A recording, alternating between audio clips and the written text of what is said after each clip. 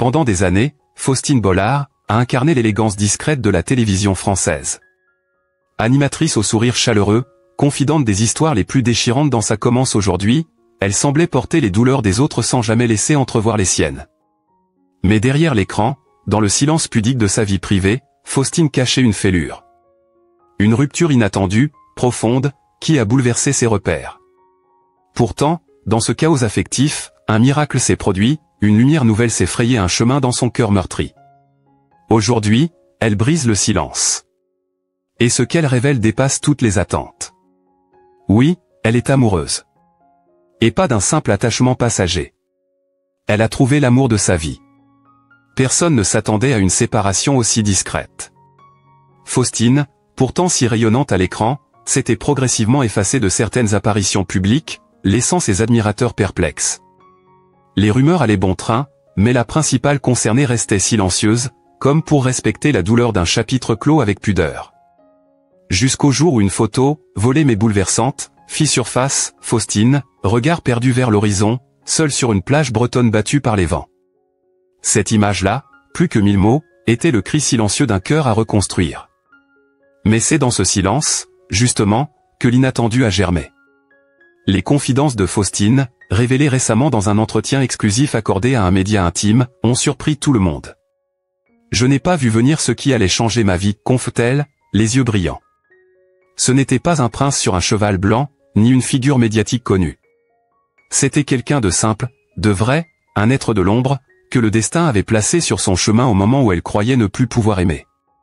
Leur rencontre s'est faite loin des projecteurs, dans un petit atelier d'écriture où Faustine, en quête de silence et d'ancrage, cherchait à retrouver le goût des mots. Il ou elle car elle garde précieusement le mystère autour de l'identité de cette personne n'était là, discret, passionné par la littérature, les silences et les regards. Et ce fut un choc. Une évidence. La déclaration a résonné comme un coup de tonnerre dans le ciel tranquille de la presse people. Elle est l'amour de ma vie. Je le sais aujourd'hui. Tout ce que j'ai vécu avant n'était qu'un prélude. Des mots simples, mais d'une force émotionnelle rare. Faustine ne joue pas. Elle n'a jamais su tricher. Et c'est sans artifice qu'elle décrit la transformation intérieure qu'a opérée cette nouvelle relation, elle m'a appris à respirer de nouveau. À poser mes valises. À être moi, sans phare, sans attente. Ce n'est plus l'animatrice qui parle. C'est la femme. La mère. L'âme blessée qui a enfin trouvé refuge. Ce qui frappe, au-delà de l'intensité de ses propos, c'est la manière dont Faustine décrit cet amour. Un lien au-delà des apparences, des conventions, des habitudes. Une alchimie presque mystique. Elle raconte des soirées à écouter le silence ensemble, des balades sans destination, des lettres manuscrites glissées sous l'oreiller. Et ce regard de l'autre qui la voit, vraiment. Je n'avais jamais été regardé comme ça. Avec tant de douceur, mais aussi avec une force qui me redonne confiance en la vie. Depuis cette révélation, tout semble avoir changé autour de Faustine.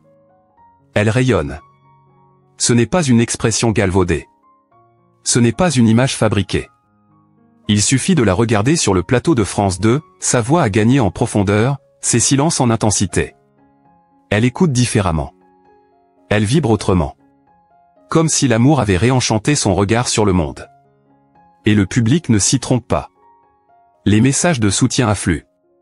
Merci de nous montrer qu'il n'est jamais trop tard pour aimer, lui écrit une téléspectatrice.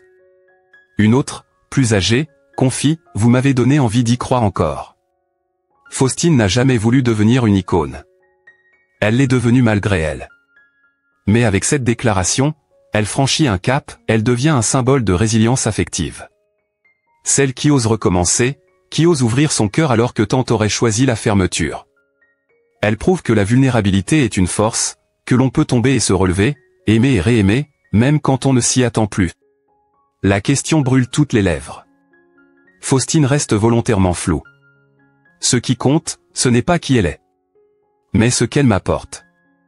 Certains parlent d'une ancienne connaissance retrouvée, d'autres d'une femme du milieu artistique, discrète mais puissante. Les spéculations enflent.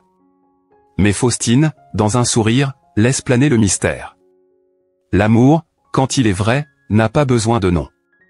Ce flou, loin d'irriter, fascine. Car il laisse place au rêve. Et si l'amour était justement cela? Un souffle, une évidence, un secret bien gardé. Dans une lettre ouverte qu'elle a récemment publiée, Faustine termine par ces mots qui ont ému jusqu'aux larmes des milliers de lecteurs. À toi, mon évidence. Je n'ai plus peur. Tu es mon rivage. Mon ancre. Mon envol. Je t'aime, et je t'aimerai jusqu'à mon dernier mot. Une lettre sincère, bouleversante, où chaque mot semble venir du plus profond d'une âme qui a souffert, mais qui aujourd'hui connaît enfin la plénitude. Aujourd'hui, Faustine n'est plus seulement une animatrice. Elle est une femme debout, une amoureuse courageuse, une battante de l'émotion. Elle nous rappelle, dans une époque qui doute et qui se lasse, que l'amour existe encore. Qu'il est parfois imprévu, fragile, mais immensément fort. Et s'il fallait retenir une chose de cette confession, ce serait celle-ci, il n'est jamais trop tard pour aimer. Et surtout, il n'est jamais trop tard pour se choisir. L'amour, ce mot si souvent galvaudé dans les magazines, prend avec Faustine une toute autre saveur. Car ce n'est pas un conte de fées aseptisé qu'elle vit, mais une aventure humaine bouleversante, semée d'embûches, de doutes, et pourtant portée par une conviction inébranlable, cette fois, c'est différent. Cette fois, c'est elle. La femme de sa vie. Il y eut des nuits sans sommeil, des hésitations, des regards furtifs échangés dans l'ombre. Faustine, consciente de l'écho médiatique que provoquerait sa déclaration, a d'abord tenté de taire cette passion naissante. Elle avait peur. Peur que ce bonheur fragile ne soit foudroyé par le tumulte de la curiosité publique. Peur que cette histoire si pure ne soit transformée en simple anecdote de tabloïd. Mais l'amour ne se négocie pas. Il s'impose. Il bouleverse. Il élève. Et un jour, elle a décidé de ne plus se cacher. Faustine Bollard aurait pu continuer à vivre derrière un rideau. Faire comme si. Maintenir l'illusion. Mais ce n'est pas son style. Depuis toujours, elle a défendu les valeurs d'authenticité, de bienveillance et de vérité. Elle ne pouvait pas trahir ses propres idéaux. Je me suis regardé dans le miroir, confe-t-elle, et je me suis dit, si tu encourages chaque jour les autres à s'aimer tels qu'ils sont, comment pourrais-tu renier ce que tu ressens toi-même? Et elle a sauté. Dans le vide, peut-être. Mais avec foi. Avec amour. C'est lors d'une émission spéciale, un soir de printemps, que Faustine a choisi de dévoiler son secret. Devant un public médusé, elle a parlé à cœur ouvert. Pas de mise en scène. Pas de discours préparé.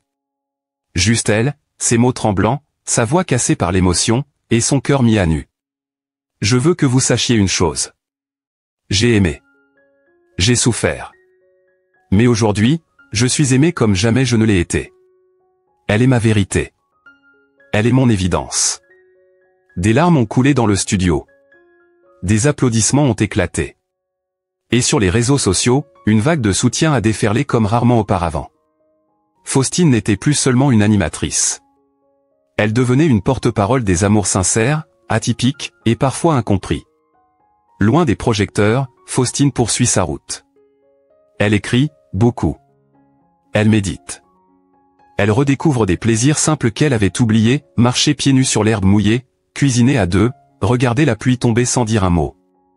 Chaque geste, chaque instant, devient sacré. Parce que cette fois, elle sait. Elle n'a plus besoin de prouver. Ses proches, d'abord surpris, ont vu le changement. Ses enfants l'ont sentie plus présente, plus douce, plus entière. Maman sourit tout le temps maintenant, a même confié son fils lors d'un dîner. Et dans cette phrase, tout était dit. Depuis cette révélation, de nombreux anonymes lui ont écrit.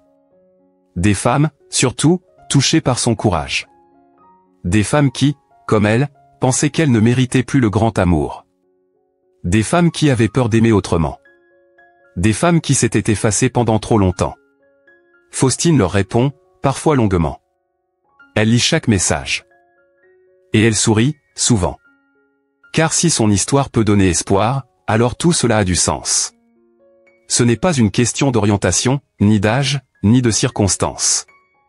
Ce que Faustine nous enseigne, à travers ce récit bouleversant, c'est la puissance de l'amour vrai. Celui qui ne demande rien, mais donne tout. Celui qui ne juge pas, mais embrasse. Celui qui ne contrôle pas, mais élève. Elle aurait pu se taire. Continuer sa vie, discrètement, sans faire de vagues. Mais elle a choisi la lumière, même si elle savait que certains regarderaient avec scepticisme. Elle a choisi de vivre pleinement, intensément et librement. Aujourd'hui, Faustine ne fait plus de projets seule. Chaque choix, chaque rêve, est partagé. Ensemble, elles parlent d'évasion, d'un lieu rien qu'à elle, peut-être au bord de l'Atlantique. D'un espace où l'on vit loin des attentes, mais près du cœur. Je ne sais pas de quoi demain sera fait, murmure-t-elle, mais tant qu'elle est là, je n'ai plus peur. Faustine Bollard est redevenue elle-même, mais en mieux. Elle n'a pas changé. Elle s'est révélée. Et dans cette révélation, elle est devenue bien plus qu'une figure de télévision, elle est une étoile pour ceux qui doutent, un repère pour ceux qui cherchent, une lumière pour ceux qui croient encore à la magie de l'amour. Il n'y a pas de silence plus déchirant que celui qui s'installe lorsque tout ce que l'on aimait s'effondre.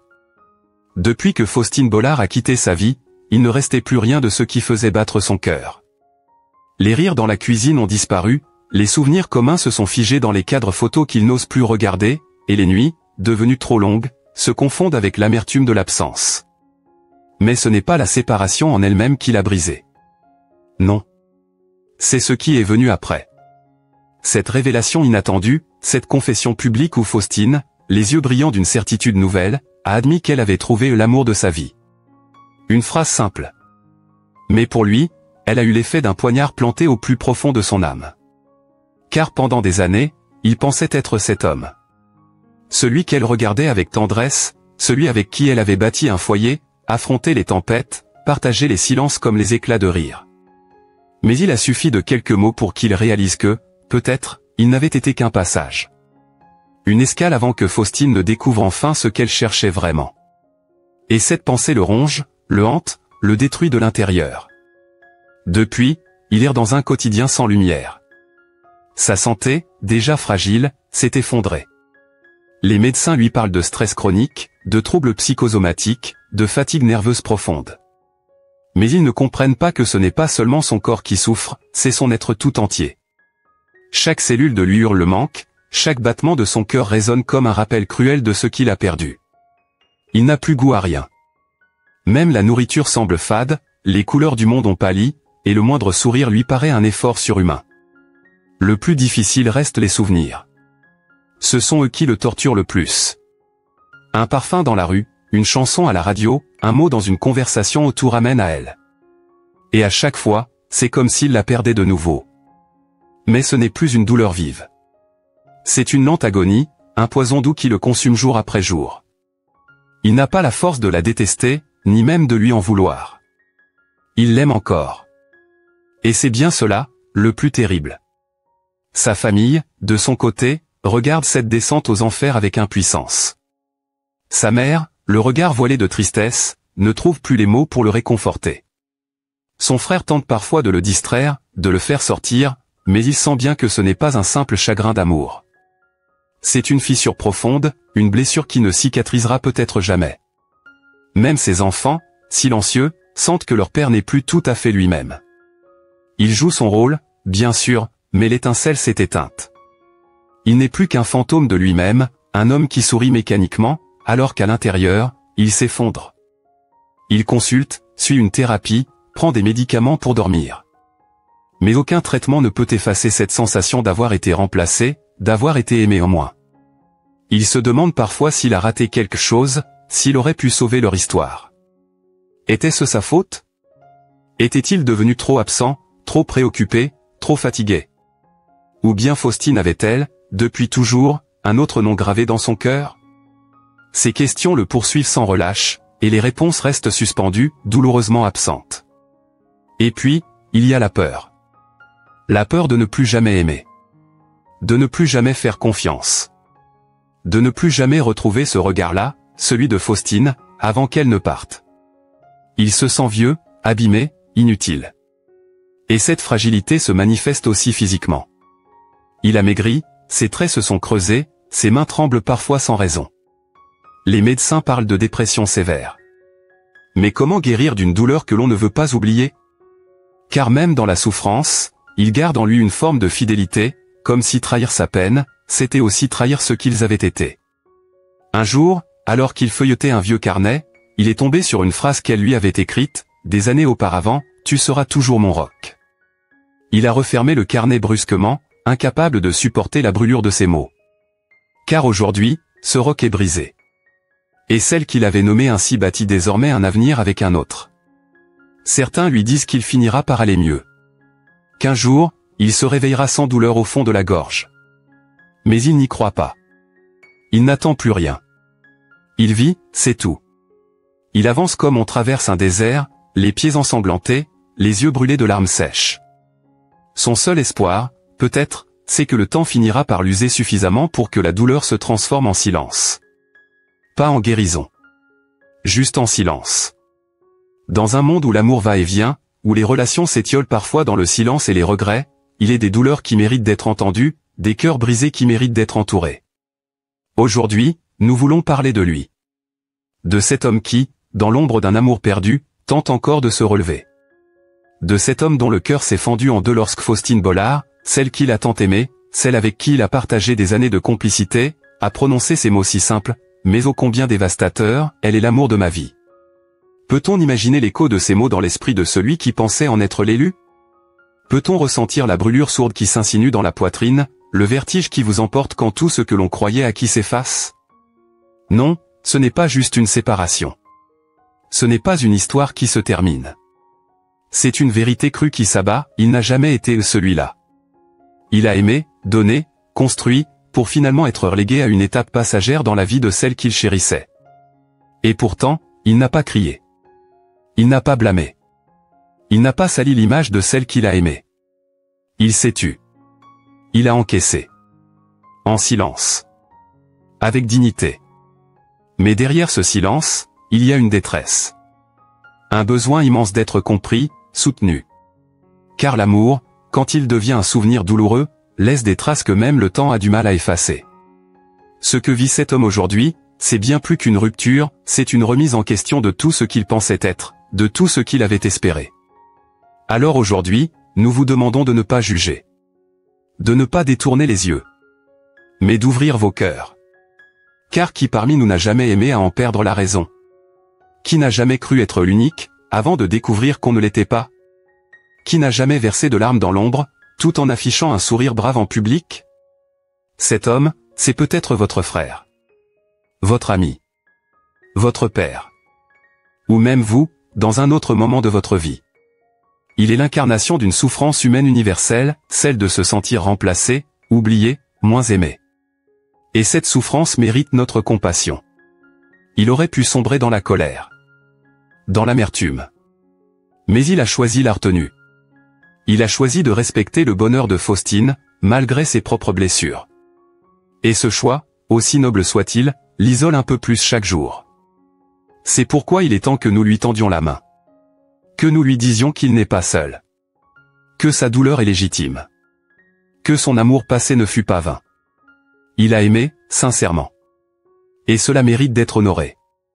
Aimons ceux qui souffrent en silence. Apportons-leur notre présence, nos mots, nos gestes tendres. Un simple regard bienveillant, une oreille attentive, une étreinte chaleureuse, peuvent parfois faire toute la différence. Il ne s'agit pas ici de raviver les flammes d'un passé. Il ne s'agit pas de remettre en question les choix de Faustine. Elle a suivi son cœur, et cela aussi mérite le respect. Mais dans ce récit d'amour retrouvé, il y a un autre visage, celui de l'homme qui reste, les bras vides, le cœur lourd, mais l'âme toujours digne. N'oublions pas cet homme. Ce n'est pas un perdant. Ce n'est pas un raté. C'est un amoureux. Un vrai. Et dans un monde où l'amour sincère devient rare, il est une preuve vivante que certaines passions ne meurent jamais vraiment. Alors aimons-le, comme il a su aimer. Écoutons-le, comme il a su écouter. Soutenons-le, comme il a soutenu celle qu'il aimait. Car chacun d'entre nous, un jour ou l'autre, pourrait se retrouver à sa place. Et dans ce moment-là, qu'aimerions-nous entendre? Peut-être juste, je suis là. Je te comprends. Tu comptes encore. Et si l'on prenait un instant, juste un instant, pour imaginer la solitude d'un homme qui regarde le monde tourner sans lui? Qui entend les rires au loin, les voix qui s'élèvent autour d'une table qu'il n'occupe plus, les regards complices échangés sans que le sien n'en fasse partie. Un homme que plus personne n'attend le soir. Un homme dont les messages restent sans réponse, dont les appels se font rares, car l'on croit, à tort, qu'il va bien, qu'il est fort, qu'il est passé à autre chose. Mais non. Il n'a pas tourné la page. Il la relit, encore et encore, cette page où Faustine lui disait qu'il était son port d'attache, sa maison, son futur. Ces mots ne sont pas que de l'encre sur du papier. Ce sont des promesses qu'il avait gravées dans son cœur. Et aujourd'hui, ces promesses ont éclaté comme du verre sous les pieds. Il vit avec ce poids. Pas parce qu'il refuse d'avancer, mais parce qu'il respecte trop ce qu'il a vécu pour le balayer d'un revers de main. Il ne veut pas faire semblant. Il ne veut pas feindre le bonheur pour apaiser les regards. Il veut être vrai. Il veut guérir à son rythme, sans qu'on le pousse, sans qu'on lui dise « tu devrais déjà être passé à autre chose ». Car guérir d'un amour, ce n'est pas l'oublier. C'est l'apprivoiser. Lui faire une place dans sa mémoire, dans sa trajectoire. C'est comprendre que certaines blessures ne se ferment pas, mais qu'on peut apprendre à marcher avec elles. Il n'a pas besoin qu'on lui dise d'oublier Faustine. Il a juste besoin qu'on comprenne pourquoi il ne le peut pas. Pourquoi il ne le veut pas, même. Car au fond, aimer ainsi, avec tant de vérité, ce n'est pas une faiblesse. C'est une force rare. Et cette force, il en a besoin. Pas pour reconquérir. Pas pour raviver le passé. Mais pour se relever. Pour redonner un sens à ces matins vides. Pour retrouver un peu de chaleur dans l'air froid de ses souvenirs. C'est pourquoi aujourd'hui, ce que nous vous demandons, ce n'est pas un miracle. Ce n'est pas de changer son histoire. C'est simplement de poser un regard tendre sur lui. De reconnaître sa souffrance. De lui accorder, ne serait-ce qu'un instant, la place qu'il n'ose plus demander. Car trop souvent, les hommes brisés s'effacent. Ils sourient poliment, répondent ça va quand on leur demande des nouvelles, mais leur regard trahit l'océan de peine qu'ils retiennent. Soyons attentifs. Soyons humains. N'attendons pas qu'il s'écroule pour lui tendre la main. Aimons les cœurs blessés. Offrons-leur de la douceur, de la patience, de la considération. Ce ne sont pas de simples cœurs en ruine. Ce sont des cœurs capables d'un amour immense. Et ce monde a tant besoin de ce genre d'amour. Faustine a trouvé l'amour de sa vie. Peut-être est-ce une belle chose. Peut-être fallait-il que les chemins se séparent pour que chacun trouve sa lumière. Mais dans cette nouvelle lumière, il y a aussi une ombre. Celle d'un homme qui aimait sans mesure, et qui aujourd'hui, apprend à vivre sans repère. Alors aimons-le, comme il aurait aimé qu'on l'aime, sans condition, sans jugement, sans hâte. Et à vous, qui lisez ces mots, si un jour vous croisez son regard, ne détournez pas les yeux. Regardez-le. Reconnaissez sa douleur. Et dans un simple geste, un sourire, un mot sincère, offrez-lui ce qu'il cherche désespérément, la preuve qu'il existe encore dans le cœur des autres. Et maintenant que tout est dit, que les silences ont été remplacés par des vérités douloureuses, il ne reste que le cœur battant d'un homme seul face à la réalité nue. Faustine Bollard a trouvé un autre amour. Et pas n'importe lequel. Elle a trouvé l'amour de sa vie. Une phrase simple, presque banale dans la bouche d'un cœur comblé. Mais pour celui qui reste derrière, c'est un monde qui s'effondre. Il n'a pas crié. Il n'a pas supplié. Il a seulement baissé les yeux, encaissé cette déclaration comme on encaisse un coup fatal. Car au fond de lui, il a toujours espéré qu'un jour, peut-être, les chemins se recroiseraient. Qu'il suffirait d'un mot, d'un souvenir, pour raviver la flamme. Mais non. Cette flamme-là s'est éteinte. Définitivement. Et dans cette fin, il y a aussi une leçon. Une vérité que beaucoup refusent de voir, même les histoires les plus belles peuvent avoir une dernière page. Même les promesses les plus sincères peuvent s'effacer. Et même l'amour, aussi pur soit-il, peut ne pas suffire. Il faut alors apprendre à lâcher prise. À ne pas haïr. À ne pas envier. Mais simplement, à laisser partir. C'est ce qu'il tente de faire aujourd'hui. Dans le silence, avec pudeur. Il apprend à vivre avec ce vide. Il ne veut pas que l'on plaigne son sort, ni qu'on le transforme en victime. Il veut seulement qu'on comprenne. Qu'on se souvienne qu'il a aimé, profondément. Et que cet amour, même s'il n'est plus réciproque, mérite d'être salué. Car aimer vraiment, c'est aussi savoir laisser partir, quand l'autre a trouvé sa lumière ailleurs. Et à vous qui avez lu cette histoire, à vous qui ressentez, peut-être, ce pincement au cœur, nous vous invitons à faire un geste simple, abonnez-vous à Jemadé TV. Pourquoi ? Parce que derrière chaque vidéo, chaque mot, Chaque récit partagé sur cette chaîne, il y a cette volonté sincère de raconter la vie telle qu'elle est. Avec ses beautés, ses douleurs, ses espoirs et ses vérités parfois brutales. Jemadé TV, c'est une voix pour ceux qu'on n'entend pas. C'est une lumière posée sur les âmes blessées, les histoires oubliées, les vérités tues. C'est un espace de respect, de partage, d'émotion. Une chaîne qui ose dire ce que d'autres taisent. Qui ose pleurer, rire, aimer avec vous. Alors si vous croyez en l'humanité, en la puissance des récits vrais, en la force de l'empathie, rejoignez cette communauté. Cliquez. Abonnez-vous. Partagez. Ensemble, faisons vivre ces histoires qui touchent, qui rassemblent, qui changent des vies. Parce que derrière chaque cœur brisé se cache une histoire à raconter. Et sur Jemadé TV, ces histoires trouvent enfin leur place.